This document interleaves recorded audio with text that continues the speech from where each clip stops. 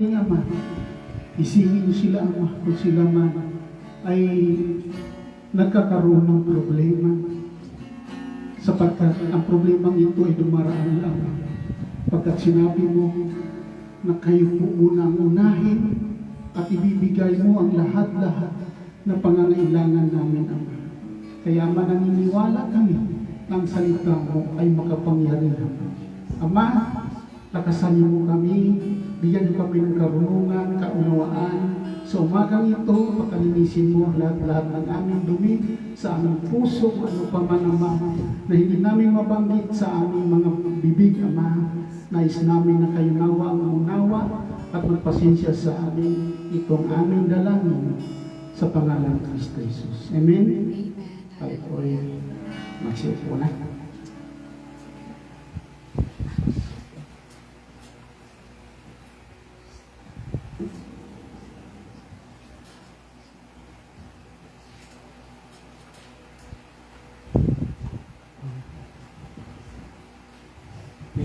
Magandang umaga po sa ating lahat, mga kapatid. At purihin ng Diyos, no? Tayo po ay muli nagsama-sama po, no? Dito po sa Pleasant.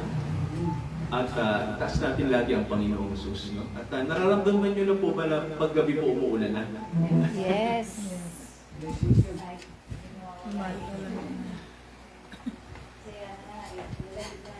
Babawasan yung init. Opo. At kahapon po kasi, yung ating partner sa ministry, no, yung CCT po, ang Center for Community Transformation. Kami po ay, tayo po, no? Pumunta tayo doon sa Norzagaray, no? Dito po sa may Angat Reservoir. So, nakita namin, medyo malamig-lamig na doon sa taas ng bundok. Pero yung reservoir ng Angat, ang baba pa rin. Pa rin po, yung level niya, hindi pa talaga yung level na kailangan. Kasi alam natin, hindi pa naman talaga official na tag-ulan. Mainit pa rin. Pero nagpaparamdam-ramdam na po yung ulan, no? Mga kapatid. So pag-pray natin na nawa, kung uulan ay talagang yung tubig natin bumaba sa, maging normal uli, no, yung level niya. Malaki kasi binaba talaga, no? Kaya po, kasi pag yung init nagtuloy-tuloy, di ba? Alam naman natin na kahit in connection po sa electric, di ba? Sa ating power supply. Kaya minsan po, pag yung init nagtuloy-tuloy, talagang sir, nawawala ng kuryente, no? Kaya nag-brown out, gano'n. So pag-pray natin, no, yung panahon na alam natin na malapit-lapit na rin ang tag-ulan, no? Pag-pray natin na hindi matuyo yung ibang mga, yung iba palang natutuyo pag sobrang init, no? Doon sa taas ng bundok nakita namin yung may mga nasusunog ng mga puno, sobrang init. Natuyong-tuyo yung mga dahon. Kaya pag umulan, parang natutuwa yung mga halaman. Ganun. So showers of blessing talaga, no? Ano man? O parang ganun nga. Yes. So mga kapatid, atin pong basahin ang nakasulat po sa Isaiah. Pag-pray natin ang talata, Isaiah chapter 11. No? Dito po sa aklat ni Propeta Isaiah, chapter 11. And then mga kapatid, basahin po natin yung verse 1, verses 1 and 2 ng chapter 11 ng Isaiah.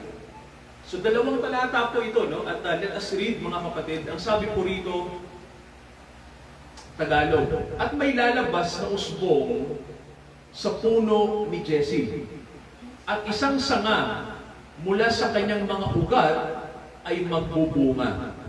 Basahin natin ang verse 2. At ang Espiritu ng Panginoon ay sasa kanya, ang Espiritu ng karunungan at ng kaunawaan, ang Espiritu ng payo at ng katibayan, ang Espiritu ng kaalaman at ng pagkatakot sa Panginoon. Manalangin tayo, mga kapatid, sa umagang ito. Dakilang Ama, kailangan namin ng gabay ninyo upang ang hinahangad ng tao po ay mangyari. Ang hinahangad ng lipunan, ang hinahangad ng mga bansa. Ama, naniniwala po kami, mangyayari lamang ang kasaganaan at ang kapayapaan kung ang inyong kapangyarihan ay paparito sa mundo. Salamat po na may mga talata sa Biblia at ang buong Biblia po ay nagtuturo kung papaano kami magkakamit ng kasaganaan, ng kapayapaan, at ng buhay na ganap at kasiyasiya. Ama, nawa, imulat mo ang aming mga unawa sa inyong mga salita. Bigyan niyo kami ng karunungan. Ito ang aming panalangin sa tanging pangalan po ng aming Panginoong Jesucristo. Amen. Hallelujah. Mga kapatid, sino po ba rito ang nakabasa na po sa aklat ni Isaiah? No, ni Prophet Isaiah. Meron po ba kayong paboritong talata mula sa aklat na to? Mga kapatid, no? Sa aklat ni Isaiah. Alam niyo po, no, may isang talata na laging po itong binabanggit sa aklat ni Isaiah, no? Yung Isaiah 9:6, no? Basahin nga po natin yun. Binabanggit na kasi yun pag Pasko, eh. No? Okay, tingnan natin yung Isaiah chapter 9 verse 6 in connection po sa binasa natin. Ano pong nakasulat dito? Tingnan niyo mga kapatid. No? Sabi rito, tama. Sapagkat sa atin, ang sabi po, ipinanganak ang isang bata. Ito po'y hula, no? Sa pagdating ng hari ng mga bansa. Sabi rito, sa atin ay ibinigay ang isang anak na lalaki. Dito lang po ako. Ang bansang Israel po, hanggang ngayon, hinihintay nila ang kanilang hari, no? Ang sinasabing Messiah. Sabihin nga po natin, Mesiyas. Yan. Ang Mesiyas po, ang ibig sabihin po ay tigapamahala. Isang tao na puspos ng Espiritu na siya ang maghahari sa bansang banal. No? Ang tawag po ng Israel sa kanilang hinihintay na hari ay, sa kanilang salita ay Messiah, Mesiyas. Ngayon po, bilang mga Kristiyano, naniniwala po ba tayo na si Jesus ang Messiah? Naniniwala po tayo? Yes. Kaya lang po, alam natin, no? Ang Israel po, hindi sila naniniwala, no? 98, 99, 100% pa. No, halos ang buong Israel, halos mga kapatid, no? Siguro mga hindi ko po alam ang porsyento, eh, no? Pero hanggang ngayon, ang Israel, ang bansang banal na tinatawag sa Bible, marami sa kanila, mga kapatid, hindi naniniwala na ang katuparan ng hula na ito ay na kay Jesus. Amen po? Hindi sila naniniwala hanggang ngayon kay Jesus na Messiah nila. Naalala ko po nung nasa Krami ako, mayroong isang Kristiyano doon na major, pulis. Pumunta siya sa Israel, isa siya sa mga pulis na debotong Katoliko at pumasyal siya sa Jerusalem, sa Israel po.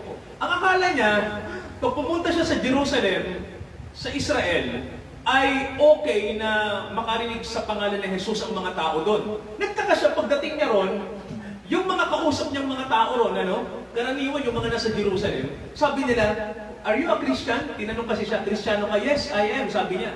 Sabi ng mga Hudyo doon, "Ha? Oh, so you believe in Jesus?" "Yes, of course." Sabi, "Kristiyano ako eh." Sabi ng mga Hudyo, no? Doon, sabi sa kanya, "We don't believe in Jesus."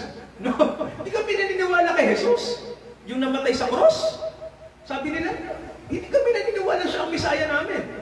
So, mga kapatid, di ba, ang Biblia po, sinabi na yan eh, no, na pag dumating ang Messiah, yung sinasabing hari, di ba may nakasulat sa Isaiah po, di ba? Ang sabi, sino ang maniniwala?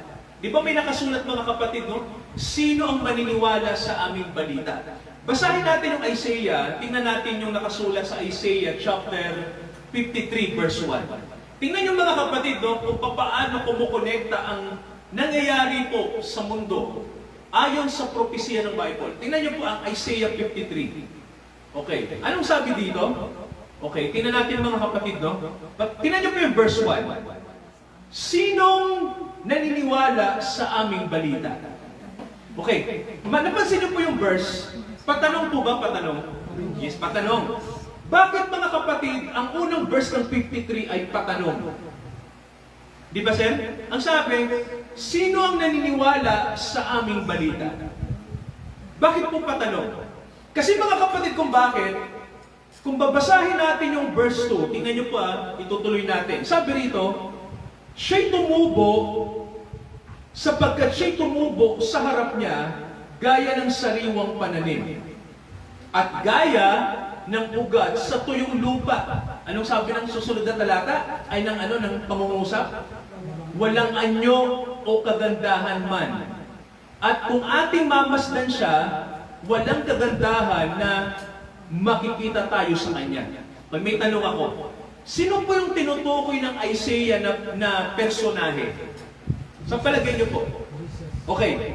Ano ang tawag natin kay Jesus? Yung tawag din ng Israel?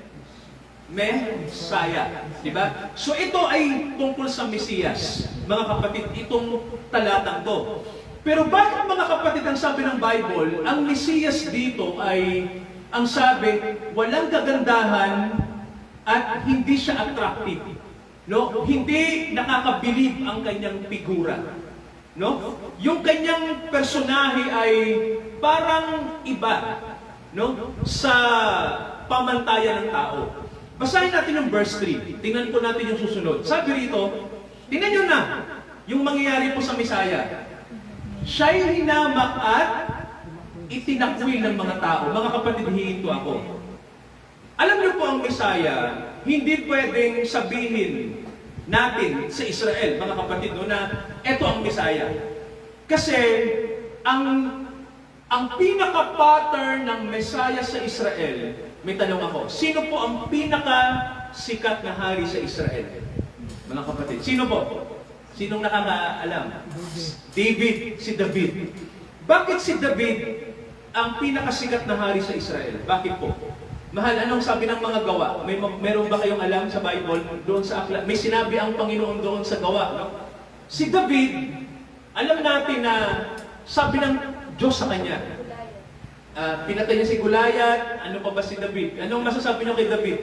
Hindi siya perfect, no? Pero bakit si David, sinabi ng Diyos sa kanya, ang tao na malapit sa aking puso? Amen po ba? Nung sabi, ang tao na malapit sa puso ko, si David, tulad din natin. Si David ay imperfect, marami rin ginawang kasalanan niya. Pero paano nangyari na si David ay mahal ng Diyos? Kasi mga kapatid, tandaan niyo po, no? Tandaan natin, pag ang Diyos po pumili ng tao, amen po? Mga kapatid, no, alam natin na pag pinili ka ng Diyos, ang pinipili kasi ng Diyos hindi batay sa ating tama ho ba? Hindi batay sa pamantayan natin. Kadalasan tayo pag pumipili, bilang tao ang gusto natin yung okay sa ating taste, no? Ang gusto natin yung okay sa pananaw natin. Pero ang Diyos, baliktad sa iniisip ng tao. Amen po. Magkaiba talaga mag-isip ang tao at ang Diyos no? Si David, hinirang siya ng Diyos. Unang-una, mga kapatid, sabi ng Biblia sa kanya, si David ang bunso, tama ho ba? Hindi siya panganay Pero sa Bible, ang sabi, tingnan nyo, baliktad.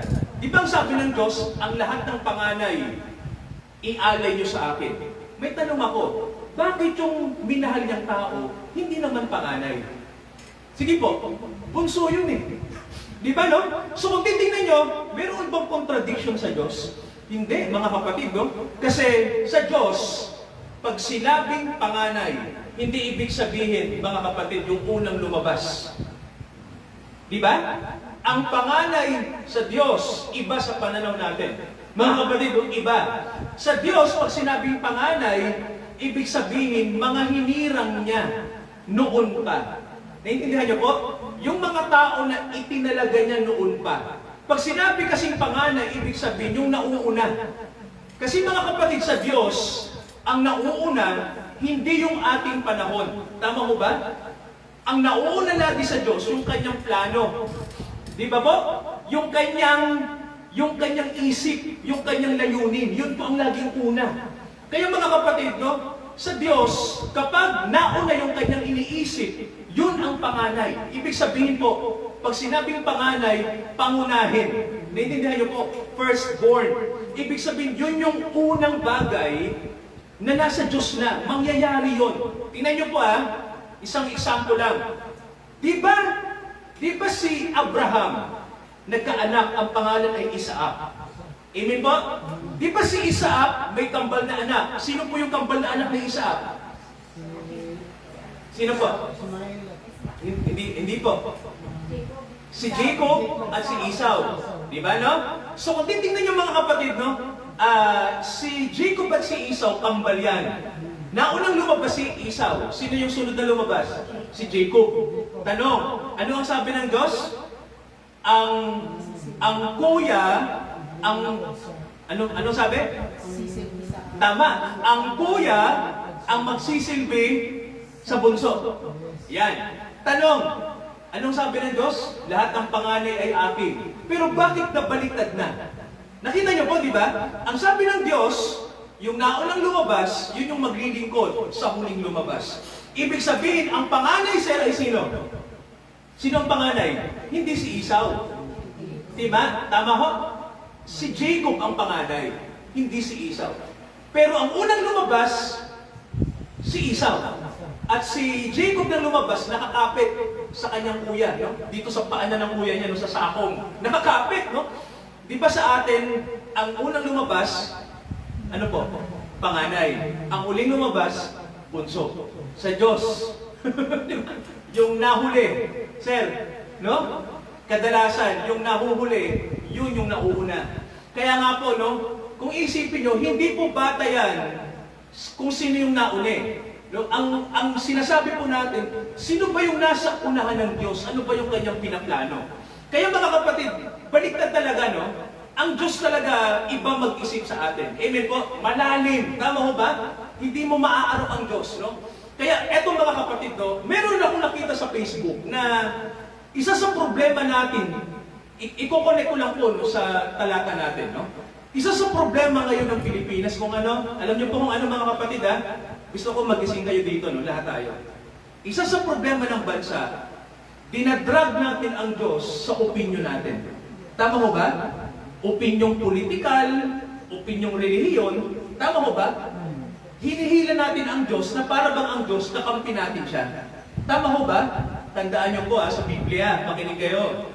Nung panahon ni Jeremiah, eto mga kapatid panahon ni Jeremiah to, mababasa niyo sa Bible. Alam niyo ho ba? Di ba sabi ng Diyos, ang Israel mahal niya? Tama ho ba? At noon pa man hanggang ngayon, ano ang sabi ng Diyos sa Israel? Ang sabi ng Diyos, bayan ko to. Tama ho ba? Kaya mga kapatid, tingnan niyo to Ito. Ang iniisip ng Israel, mga kapatid, no? Ang iniisip lagi ng Israel, dahil mahal sila ng Diyos, hindi sila kailanman masasakop ng ibang bansang makapangyarihan. Nakikinig po? Ibig sabihin, sa kanila, hindi pwedeng mangyari na magpasakop sila sa isang bansang powerful, no? Kasi po, mahal sila ng Diyos. Pero alam niyo po, nung panahon ni Jeremiah, di ba? May hindi alam ang mga tao noon. Ang sabi ng mga tao noon, basta kami mahal ng Diyos.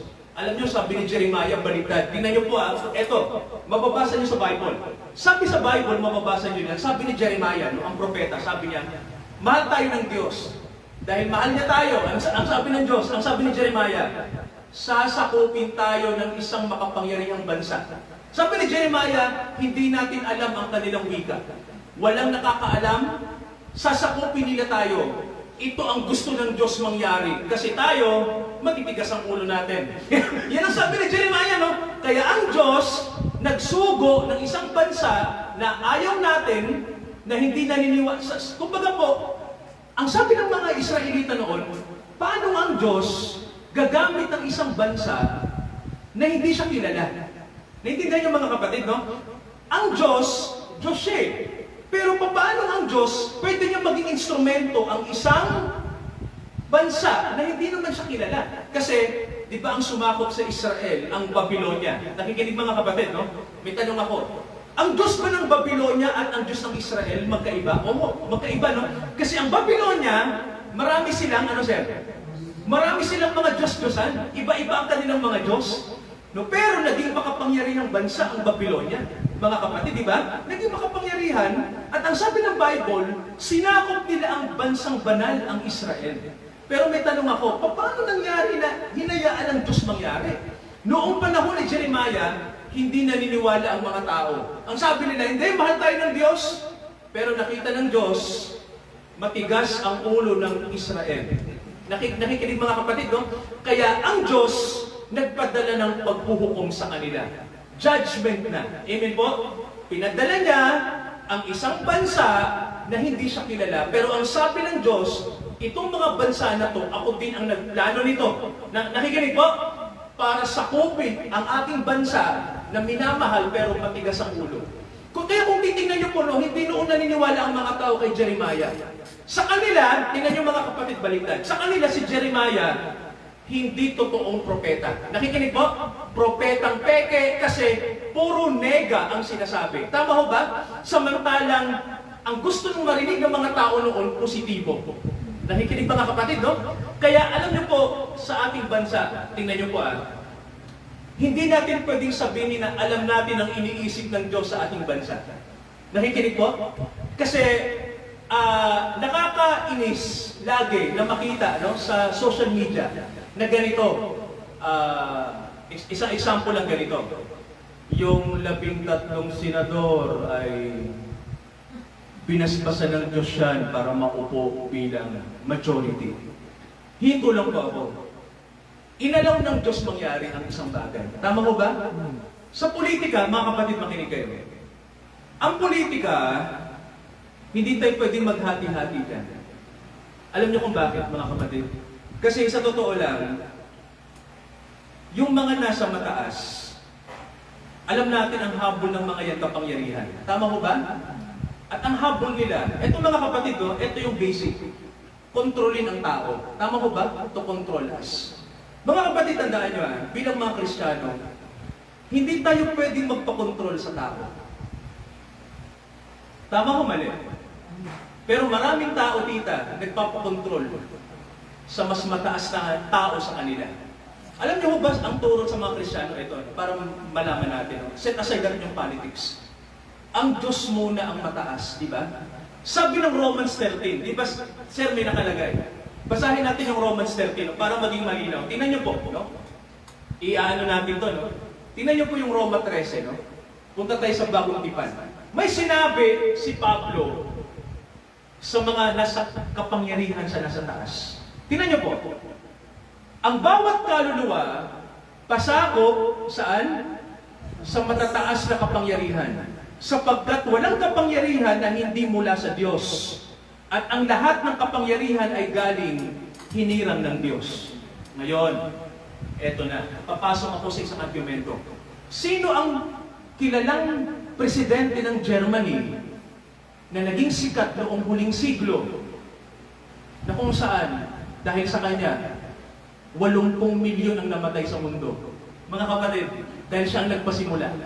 Sinong presidente ng Germany? Si Hitler. Mahal ba ng mga German si Hitler? Okay. Yes. Nanalo sir Di ba no? Magaling siyang magsalita. Si Hitler, ang isa sa tinatawag na pinaka-iniidolong politiko ng mga Germans. Malakas, makapangyarihan. Pero mga kapatid, natapos ang kanyang termino, siya'y nagpakamatay. Tama ho ba? Sabi ng mga mananalaysay, nagpakamatay si Hitler. Si Hitler ang nagpapatay sa 6 na milyong Hudyo sa Europa. Yung tinatawag na Holocaust. Diba? Pinatay ng mga German soldiers, ng mga inutusan ni Hitler, ng mga Nazi, ang mga Hudyo sa Europa. 6 na milyon.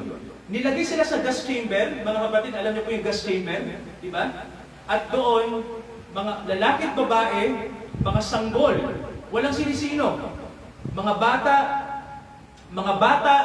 hinuhubaran, mga babae, walang saplot sa katawan, mga lalaki, pinagtatrabaho ng walang bayad, inaalila, tapos pag wala ka ng pakinabang, dadalhin ka sa gas chamber at doon ka papatayin.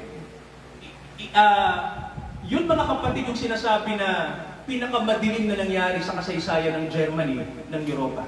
Ngayon, tanong, Pastor, bakit nangyari yun? Iko-connect ko lang sa verse. Nangyari ba talaga yun sa Germany? Grabe naman. Diyos ang naglagay ng kapangyarihan. Sino naglagay ng kapangyarihan kay Hitler pala?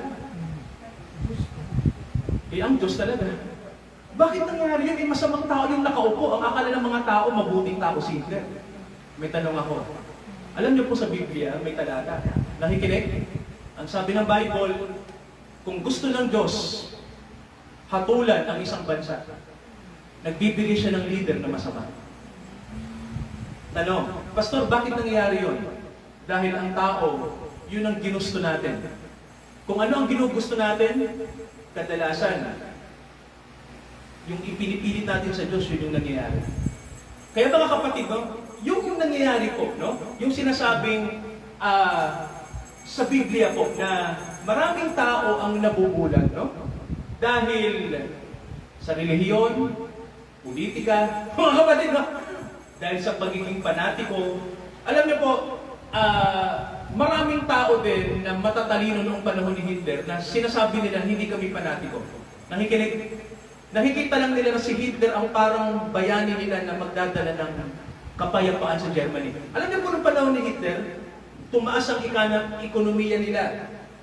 Marami ang nagkaroon ng trabaho, tita, no? Ibig sabihin, maganda siyang tigapamahala. Pero, ano ang nangyari, mga kapatid? Pagkaraan ng ilang taon, nagdeklara si Hitler ng pagsakop sa iba't ibang bansa, sa Europa. Di ba, mga kapatid? At sa kasaysayan po, para alam nyo, no? Alam nyo po, di ba, sir, doon nag-umpisa na ang mga Hudyo ay unti-unti nang inuusig nila Hitler. Kaya kung titingnan nyo, mga kapatid, no? Diyos ang naglagay. Paano nangyari? Masamang tao yun. Kasi po, mga kapatid, parusa. Diba? Yun ang disiplina ng Diyos sa mga tao na ito yung gusto nyo. Ito ang mangyayari. Ginusto nyo yan eh. Diba mga kapatid, gano'n ang Diyos? Hindi naman siya diktador eh. Diba? Isang bagay lang ang Diyos, hindi natin siya pwedeng banggain kapag plano niya na talaga, walang makakapigil. Amen po? Mabuti man o masama. Tanong, Pastor, bakit pinipermit ng Diyos yun? Parusa. Bakit naman ang mabuti kailangan gawin ng Diyos? Dahil ang Diyos, siya'y mabuti talaga. Yun ang kanyang kalikasan. Pag ang pinag-uusapan po ay kasamaan, alam natin, hindi galing sa Diyos yun. Pero, inaalaw ng Diyos, no? Hinahayaan niyang mangyari. Kasi mga kapatid, alam naman natin, ano? Ito yung misteryo ng, sabihin nga po natin, free will. Sabihin nga po natin, free will. Malayang kalooban. Kaya, mga kapatid, tandaan niyo po, no? Dito sa ating bansa, marami pong bulag dito. Binulag tayo ng politika, binulag tayo ng relihiyon. Kaya mga kapatid, hindi makita ng marami, hindi tayo nagiging marunong. Marami pong tao sa ating bansa na bulag, hindi objective mag-isip. No? Dahil opinion natin lagi yung namamayani. Kung ano yung tingin natin mabuti, sa tingin natin, okay, opinion ko to, minority man ako, majority, tingin ko okay to. Pero alam niyo po, no, iba ang Diyos mag-isip sa atin. Amen po? Alam niyo, nagpapasalamat ako na may Pilipinas. Alam niyo kung bakit? Kasi ang Pilipinas ang bansa na demokrasi. Tama ko ba? May demokrasya sa atin. Ibig sabihin po, normal na magulo pag demokrasya. Nakikinig mga kapatid, no? Normal yun, no? Huwag po kayo maghanap ng kaayusan sa isang bansang may demokrasya. Alam niyo kung ba, sir, masasagutin po yung argumento ko. Di ba? Gusto niyo ng kaayusan? Alisin yung demokrasya. Kasi mga kapatid, kung gusto niyo ng kaayusan sa paningin ng tao, kailangan walang demokrasya diyan. Kasi sa demokrasya po, ang tao may karapatan lahat. Tama ba? Kaya magulo. Di ba, no? Pero mga kapatid, magpasalamat tayo dahil magulo. Alam niyo kung bakit? May karapatan pa tayo. Pero matakot na kayo, sir. Di ba? Matakot kayo kapag, ano mga kapatid, no? Kapag naging panatiko na tayong lahat sa iisang leader. Tama mo ba? Mga kapatid, no? Okay lang na may hatian ng opinion. Kasi mga kapatid, kailangan ng, ano sir? Ano bang tawag niyo? balanse. Tama ko ba? Kailangan ng balanse. Ang Panginoong Diyos marunong eh. Kaya nga di ba sa batas ay sa may sinasabi tayo di ba? Sa batas, yung simbolo ng batas. Bulag na babae, tama ho ba? Bulag yung babae, walang nakikita. At ano ang hawak, sir? Ano ang hawak? Ano ang hawak ni katarungan? Timbangan na dapat siya ay balanse. Tama ho ba? Kasi alam natin, mga kapatid, bulag ang tao. Tama ba? Alam niyo, ang ganda ng simbolo ng katarungan, no? Bulag. Tama ba? Ganon din ang tao, bulag tayo, no? Pero kailangan, mga kapatid, kahit bulag ka, ano sir? Matuto kang bumalanse. Huwag kang panatiko. Huwag ka lang magtiwala sa opinion mo. Kasi mga kapatid, magkakamali ang mga tao dyan. Tama ho ba? Kaya, mga kapatid, wala kang kakampihan. Tama ba? Alam niyo po, kung mayroong Diyos na makapangyarihan sa lahat, na nagluluklok ng kapangyarihan, siya yun. Tama ba? Siya ang kakampihan mo. Hindi ang sino mang senador, presidente, wag po. No? I-honor natin ang Diyos sa kanyang inupo, okay? Kung aalisin niya yan, aalisin ng Diyos yan. Tama ba mga kapatid? Tama ba ako? Di ba no? Kung ang Diyos aalisin niya, ang isang taong tingin niya na talagang walang hiya, at marami nagpipray na walang hiya ito, patatalsigin ng Diyos yan. At kung gusto ng Diyos, mga kapatid, maniwala kayo, ikulong ang isang tao dahil may kasalanan, makukulong po yun. Nakikinig po? Di ba? Napansin niyo po, ang tingin ng mga tao, tao lang din ang may gawa ng lahat ng nangyayari sa mundo. Mga kapatid, tandaan nyo tandaan nyo, si Eddie Villanueva, mabuting tao. Pastor, kilalang bishop. Tama ko ba? Sikat siya. May tanong ako. Naging presidente ho ba? Sige po. Naging presidente ho ba? Hindi. Si Hitler, masamang tao. Naging presidente ba? Oo. Pastor, ba't ganon? Kasi mga kapatid, hindi tayo ang nagdidikta. Nakikinig? Ng mangyayari. Sino po may huling salita? Sino po? Ang Diyos. Tama ba? So saan tayo magiging loyal ngayon? Kanino dapat? Sa Diyos. Kasi mga kapatid, siya naman nagluluklok eh. Di ba? Sa nakaupo, kung sino mang Poncio Pilato ang nandyan. Well, mga kapatid, kung ang Diyos makatarungan, magbibigay siya ng leader na matino. Pero kung tayo, hindi rin matino, anong ilalagay niyang leader sa atin kung hindi rin tayo matino? Di ba, tita? Masamang leader din. Ganun po yun. Di ba, no? Yun ang gusto natin. Alam niyo po kung bakit ko nasabi to? Kasi sir, natutulig na ako sa social media eh. Naiinis na ako. Di ba, no?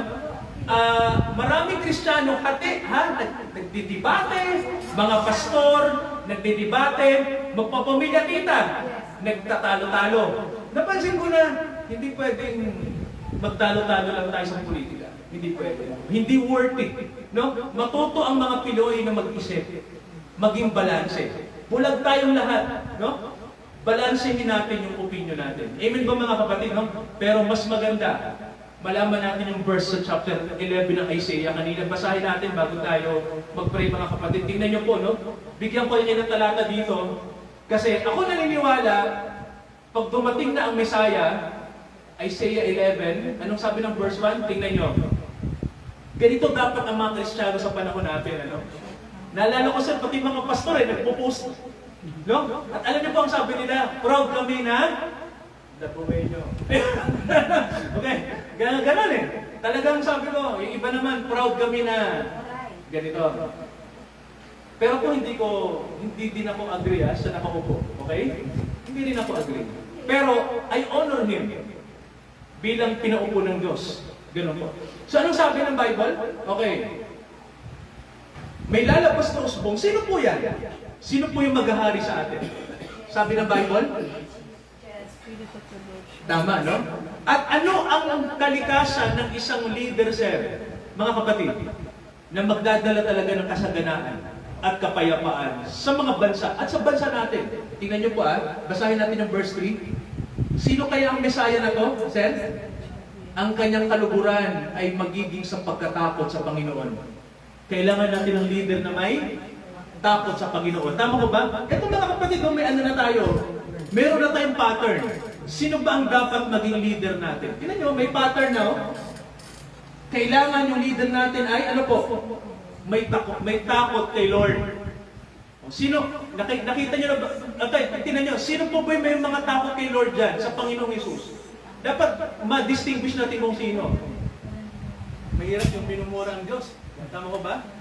Kailangan may takot. Kahit sa public, kasi alam niyo sa public, sasabihin mo, Jesus is Lord, di ba? So, hindi siya hahatol ayon lang sa pruwebang eksternal. Alam niyo po, maraming leader, di ba? Dito pumapalya, humahatol agad. Tama ko ba? Sa biases, sa nakikita, sa naririnig. Alam niyo, ang totoong leader na espiritual at talagang magdadala ng kapayapaan, hindi siya hahatol sa panglabas na anyo, hindi siya hahatol ayon lang sa sinabi ng tao. Tama ba? Ang leader, mga kapatid, na matindi, nababasa niya kung ano ang laman ng puso natin. Alam niya kung nagsisinungaling ka, alam niya kung bias ka, alam niya kung ikaw ay gusto mo lang magpasips, gusto mo lang talaga magpalakas, no? Pero hindi talaga. Sabi ng Bible sa atin, mga kapatid, nung hahatol siya, ano sabi ng verse 4? Tingnan niyo po, sino ang leader na kailangan natin? Tingnan natin yung verse 4. Hahatol siya ng katwiran sa dukha. Mga kapatid, hindi niya pababayaan ang mahihirap. Tama ho ba? Tutulungan niya. Mga kapatid, no? Darating ang panahon mangyayari yan. Wala pa naman perfect leader na nakakagawa nito eh. Kahit na sinong ilagay mo. Di ba? Hindi mapupura ang mga dukha. Mga kapatid, tama ba? Pero, mangyayari po yan in the near future. Sabi rito, sasaway siya ng may karampatan dahil sa mga maaamo sa lupa. Sino yung kinakampihan ng leader na to? Anong sabi mga kapatid? Yan, yung maaamo sa lupa. Hindi sila marahas. Alam niyo po, ang mga anak ng Diyos, hindi po sila marahas. Totoo na ang Diyos, totoo na ang Diyos, noong panahon ng lumang tipan, nagpapapatay talaga siya ng mga tao. Talaga ang Diyos talaga, pag nagkasala ka, patay ka kaagad. Mayroon akong tanong sa inyo, mga kapatid. Ito magandang tanong. Lahat ba tayo nagkasala? Sir? So karapat dapat tayong lahat sa? Tama. Alam niyo kung ang Diyos makatarungan, mga kapatid, makinig. Kung ang Diyos makatarungan, dito ni isa sa atin, walang pwedeng iligtas. Di kasi, tama o hindi? Di ba? Kung ang Diyos makatarungan, ni si Jackie, ni si Pastor Jackie, ang asawa ko, sino man sa atin na miyembro ng church, sino man Kristiyano magagaling, hindi po tayo lahat perfect. Tama ba? Lahat po tayo, kung ang pag-uusapan po ay katarungan ng Diyos. Sir, wala ni isa sa atin ang pwedeng iligtas niya. Tama ba? Hindi tayo pumasa. Tama ba? Kaya mga kapatid, ang sabi ng Bible, tinan niyo ang sabi ng Bible, ang karampatan ay gagawin niya. Sasaway siya ng makatwiran dahil sa mga maaamo sa lupa. Alam niyo po kung bakit lang may mga taong bumabait, nagiging mabuti? Sa sarili lang ba natin galing yun? Sige mga kapatid, sagutin niyo ako. Ang pagiging pang mabuti galing lang sa sarili natin, hindi naman din tayo mabuti talaga. Tama ba? Meron tayong bahid ng kasalanan. Saan ba sir nagagaling ang pagiging mabuti? Sa Diyos. Kaya mga kapatid, sabi ng Bible sa atin, may maaamo sa lupa. Gawa din ng Diyos yan, hindi natin gawa yan. Tama ba? Kaya huwag tayong magsabi na, ang Diyos naman di ba? Nagpapapatay ng tao sa mga masasama. Totoo yun. Pero, hindi po lahat ng may bisyo masama. Marami rin pong masama na nakaupo. Tama ba mga kapatid? Tama ko ba? Lahat po ng masama, hindi galing lang sa isang partidong masama.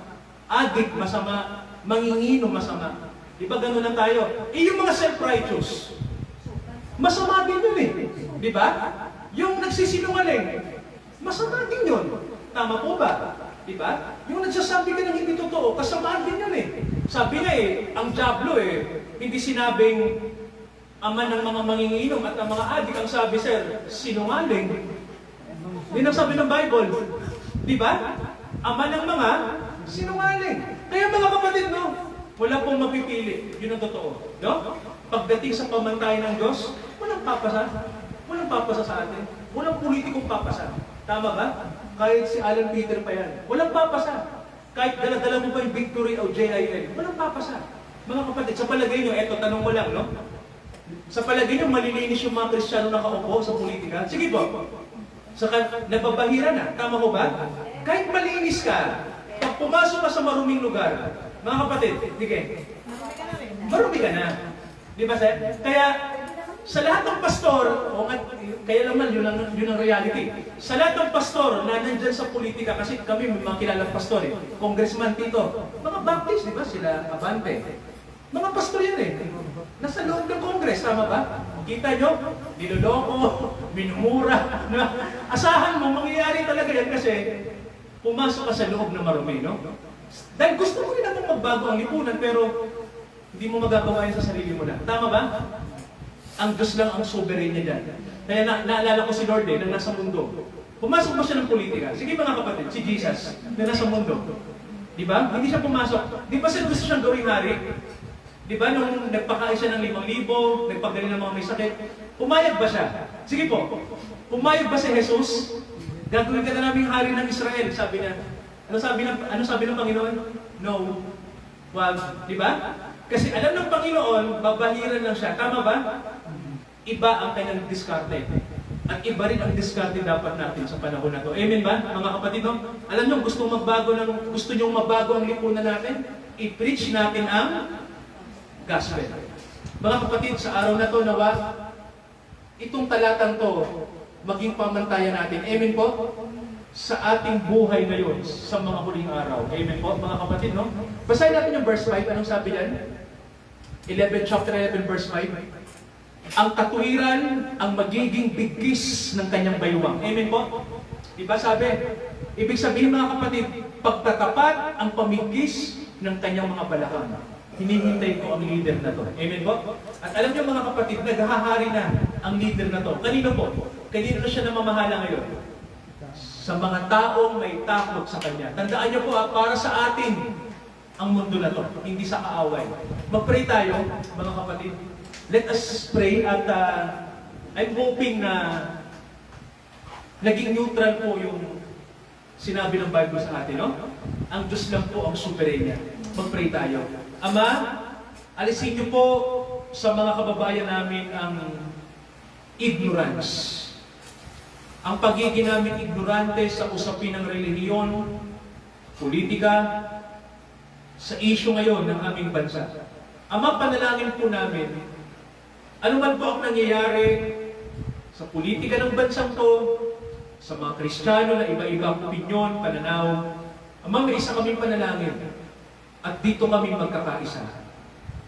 May isang hari lamang na darating sa mundo at naghahari na siya ngayon sa puso ng mga taong ipinanganak na muli.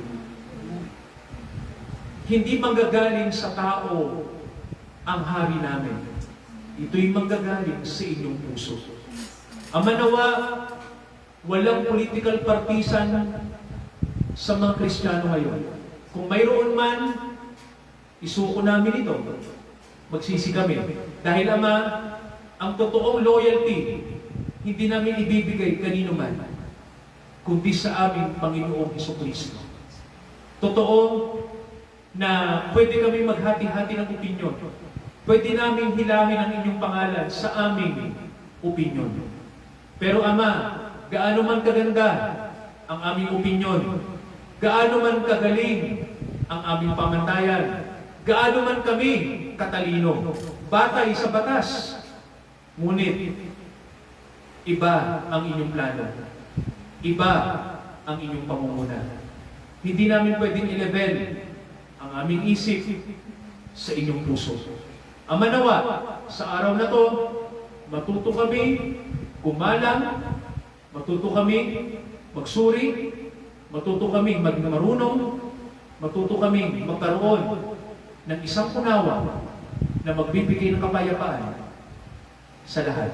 Pagpalain niyo po ang mga kapatid, pagpalain niyo higit ang inyong salita. Nakita namin sa Isaiah, darating ang inyong Espiritu makalangit, turuan niyo ang mga tao, turuan niyo ang mga ignorante, turuan niyo ang mga mangmang, turuan niyo ang mga sarado ang isip, turuan niyo kami makita ang liwanag ng inyong karunungan, Sa pangalan ng Jesus, lahat po tayo magsabi ng Amen. Purihin ang Diyos. Mga kapatid, sa pagkakaloob po natin, for the honor of God's Word, ay awitin po natin yung isa pong awit na inaawit po natin.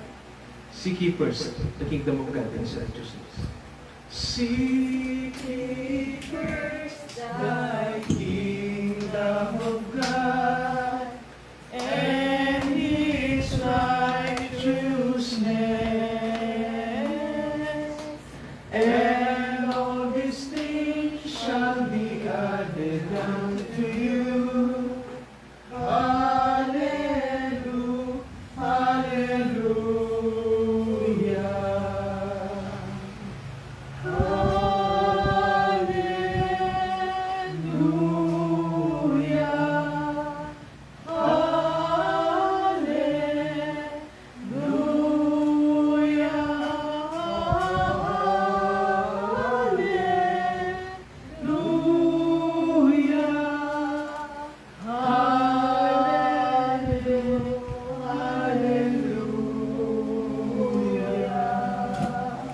tayo po ito ngayong lahat at paunahan tayo ni Tito Romy sa panalangin ng pasasalamat.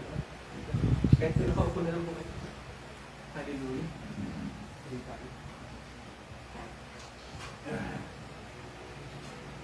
Amang Diyos, makapangyarihan sa lahat. Nagpapasalamat po kami sa iyong kabutihan, sa iyong providence sa aming lahat.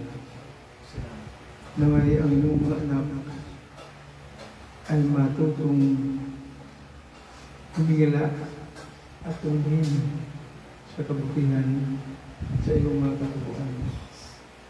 Panginoon, inaalay namin po ang aming mga sarili at higit kami nagpapasalamat sapagkat tunay na ang iyong kapangyarihan ay sumasa amin. Kahit maraming dumadaang mga pagsubok sa amin sa bansa, sa aming politika, po Panginoon, ay nararamdaman namin na sila po ay nagtatagisa ng katalinuhan at nagbibigay ng kapaliwanagan. Kaya Panginoon, nalilingkod po ang iyong mga mamamayan, ngunit ang sa amin lamang po ay tulungan mo po kami maging matalino, maging maayos ang aming pag-iisip na ang iyong katuroan ang mamutawi sa aming mga puso at isipan. Wala kami magagawa kung gamitin namin ang aming pansariling kapangyarihan. At aming Diyos naman ang siyang magbibigay sa amin ng gabay upang manatili ang maayos at matagumpay na pamumuhay. Kaya Panginoon, parati kami umaasa na ikaw po ang gumabay sa amin, sa aming lahat, sa aming mga mahal sa buhay, Panginoon, na naway, bigyan mo sila ng pag-asa na ang aming pananampalataya ang siyang nagbibigay kalakasan sa aming mga buhay. Huwag nawa kami mawala ng pag-asa. Of course, bigyan mo kami ng kalakasan upang kami ang nananatiling malakas. Pagamat mayroong mga karamdaman, may mga kahinaan sa aming buhay, ngunit nagpapasalamat pa rin po kami sapagkat tunay na ang iyong kapangyarihan, tunay na ang iyong malasakit sa bawat isa sa amin ang siyang nananatili. At nararamdaman namin po, Panginoon, ang iyong awa, ang iyong patuloy na paggabay sa amin, sapagkat alam po namin na mahal mo po ang iyong mga anak. Huwag mo po kami pababayaan na kami ay malugmok sa mga bagay na hindi mo gusto. Kaya Panginoon, ikaw na lang po ang bahala sa amin. Bigyan mo po kami ng higit pang kaalaman at karunungan. Bigyan mo kami ng kalakasan upang ang aming mga buhay ay magpatuloy na buhay.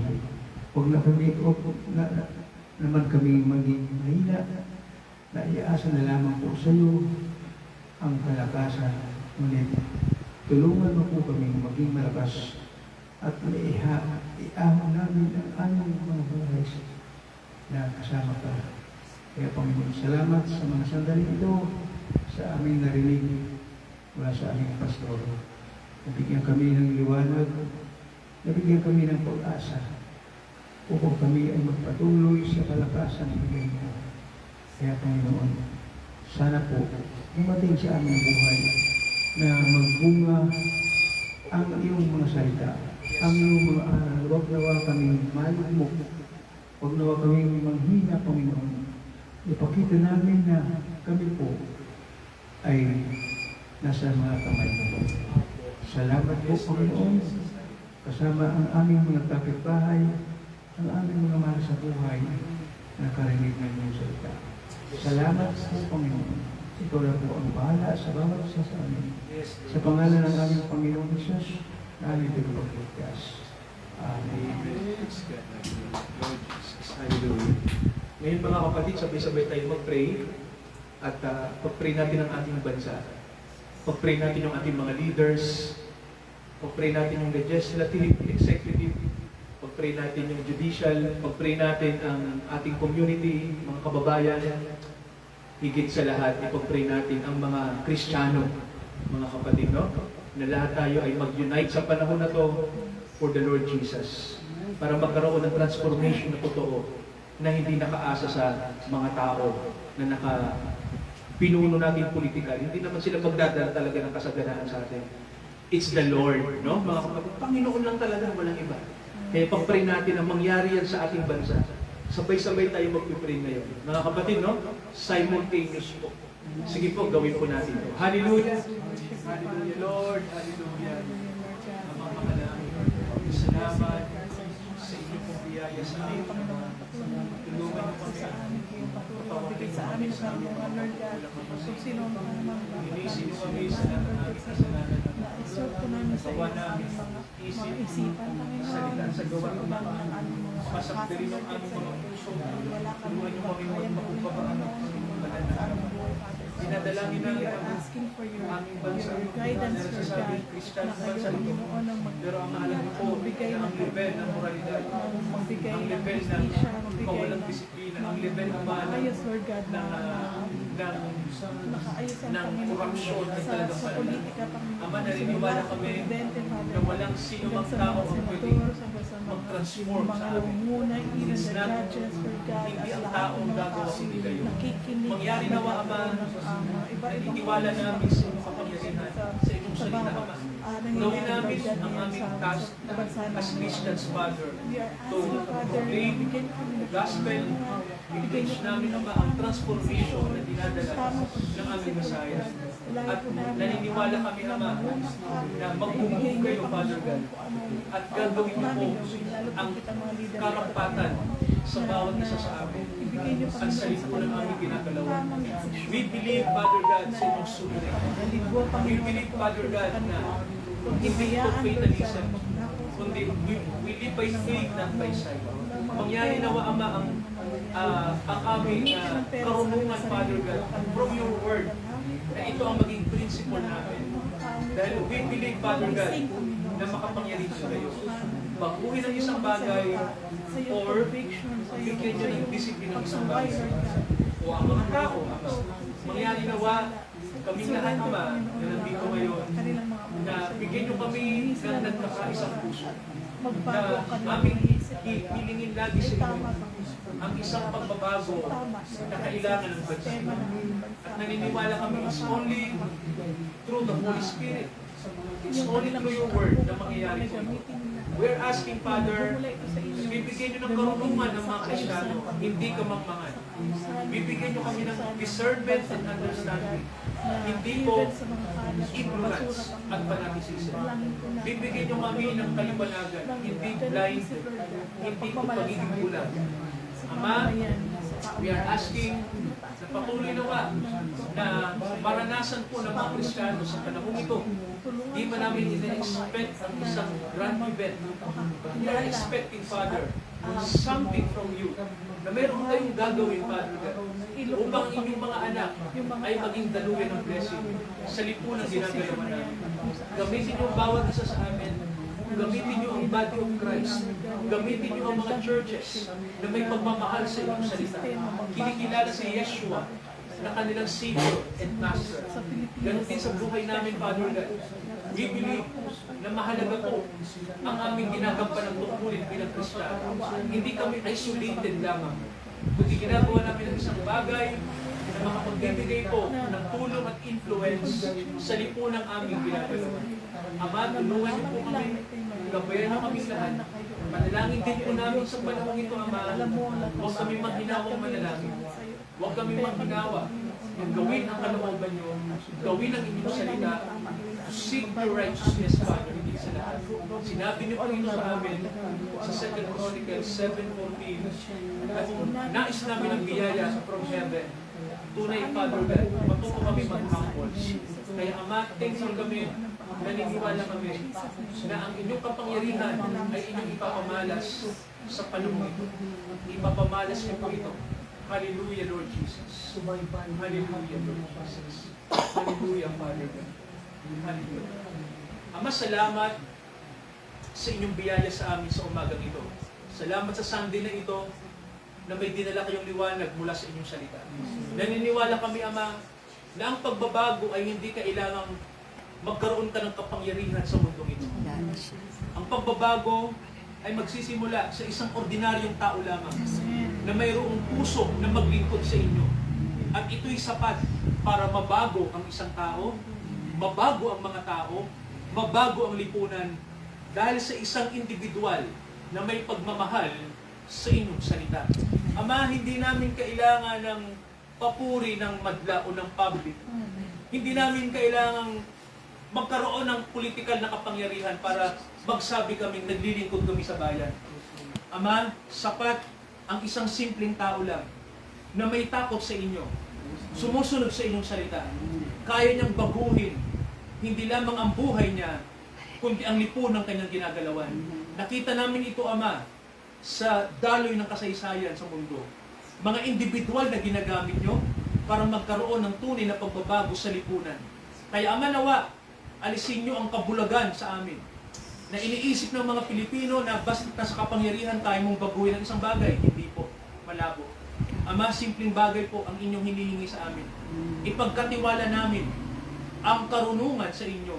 Hingi namin ang karunungan mula sa inyo para kami po ay maging totoong mga marunong.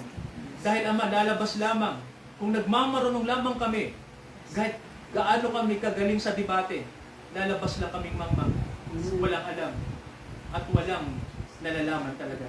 Ama, nawa po, bigyan nyo ng liwanag ang mga Pilipinong Kristiyano sa panahon ito. Huwag kaming mamuhay sa sarili naming katuwiran. Ipakumbaba namin ang aming puso. Naniniwala kami, dito nag-uumpisa ang transformation. I-bless nyo po ang mga kapatid, palakasin nyo kaming lahat sa panahon ito, at nawa Ama, may maitulong kami sa mga tao, lalo na sa panahon namin.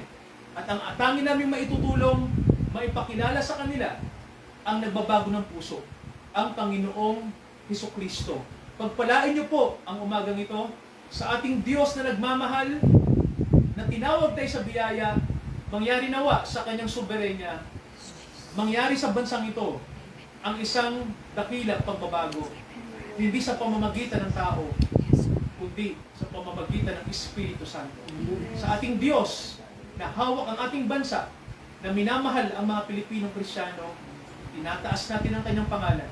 Ngayon hanggang sa muling pagdating ng Mesiyas ng mundo, ang Mesiyas ng kalangitan, ang Panginoong Hesukristo. Amen, Amen, at Amen. Amen. Amen.